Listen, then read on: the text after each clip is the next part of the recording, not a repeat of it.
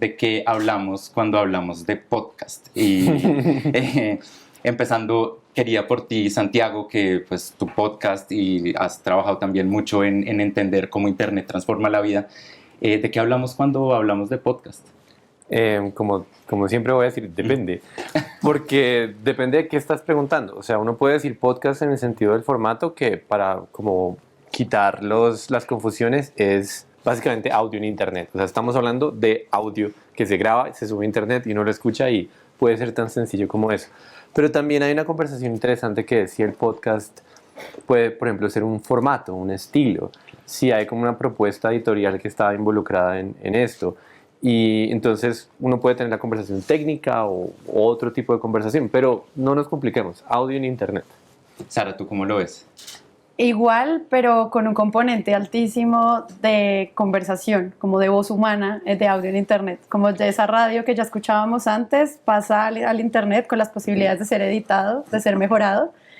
Porque solo audio en internet también puede ser como un ejercicio muy extraño, sí, como en el que ocurren, no sé, por ejemplo, los proyectos que hace Radiolab, que son ejercicios de sonidos que suenan muy raro, como suena el color azul, por ejemplo. Entonces uno se empieza a preguntar, ¿eso es arte de audio que está en internet o es un podcast? Y yo creería que hablar de podcast es esto encajetado en esa cajita, en ese como empaquetado, que es un podcast que se puede editar y que obviamente hay un componente altísimo de la voz humana contándonos algo.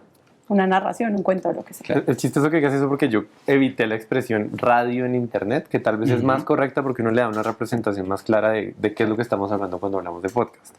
Pero por evitar la expresión radio en internet para tratar de hacer como algún tipo de diferencia, pongo el audio y claro, el audio es súper genérico, como claro. Música también es podcast. Sé que el ecosistema del podcast en Colombia está creciendo, lo veo además crecer a una velocidad realmente inusitada, es decir, creo que está creciendo de verdad a un nivel en que se va a volver un formato cada vez más importante. Los grandes medios están empezando a pensar por fin como, ¿y si hacemos podcast? Que es un signo de que está creciendo un ecosistema.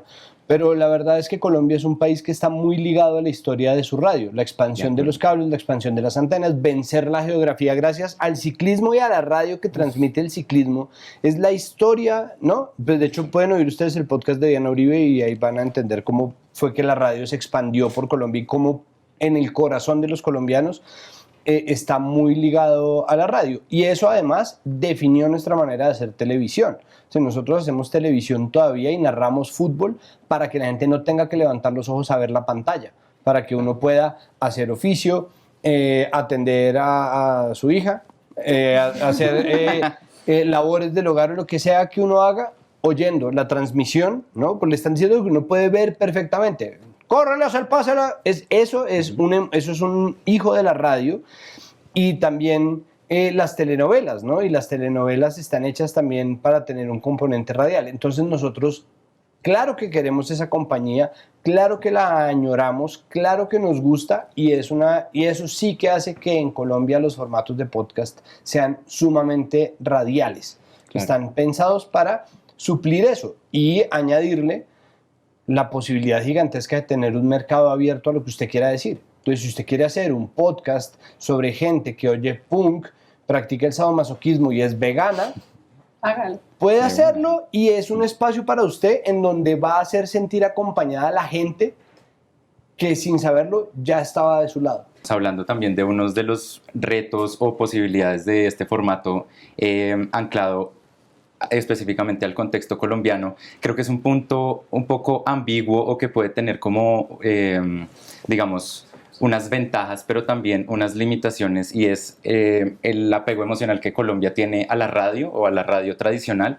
que en un reportaje de Sebastián Payán, que también es un colega de ustedes, muy de la casa productor de 070 Podcast, hablaba que podía ser uno de los retos para que en Colombia creciera el formato podcast específico, y es el poder de la radio tradicional. ¿Cómo lo ven ustedes? Pues es que retomando lo que estaba diciendo Santiago antes, sí, millennials descubren podcast, pero es que antes no era como que todo el mundo pudiera acceder a una emisora incluso comunitaria.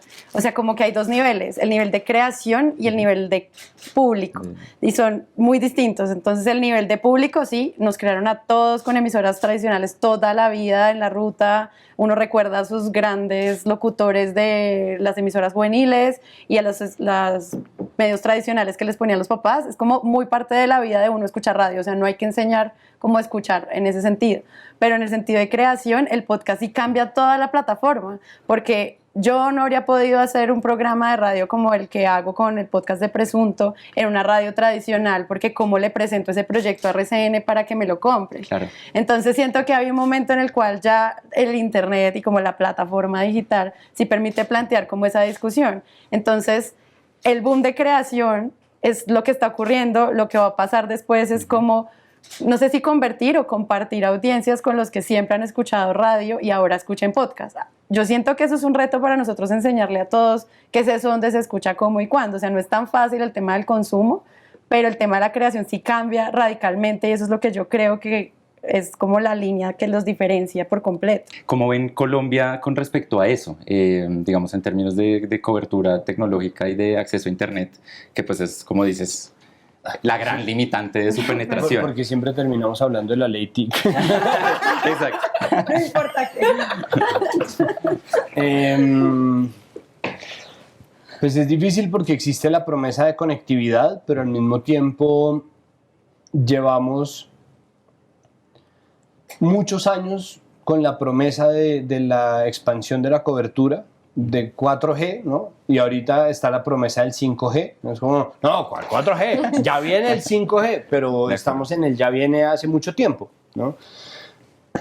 Es uno de los argumentos con los cuales se vendió el proyecto de ley MINTIC en su momento, ahora la ley TIC, que es la expansión de la información, pero al mismo tiempo se ha aprovechado perfectamente bien la desconexión de muchas regiones del país en donde no existen medios de comunicación y donde podría haberlos de haber buena conectividad. Entonces es un tire y afloje que el poder ha sabido utilizar muy bien en Colombia. Yo no sé si sea una conspiración, yo creo que la mayoría de las veces es simplemente incompetencia y ridículo, pero sí es verdad que se ha aprovechado muy bien y ha sido muy provechoso para quien sea que esté en el poder la posibilidad de tener gente desconectada, gente que está de verdad a kilómetros de un punto de internet, ¿no? Gente que está a un río de un punto de internet.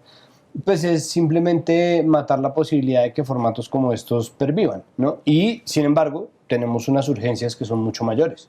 Me parece a mí pues que es más importante alimentar a la gente que conectarla, ¿no? Me parece que es más importante defender a los líderes sociales que darles internet, ¿no? Sí, que darles la posibilidad de tuitear que los están matando, ¿no?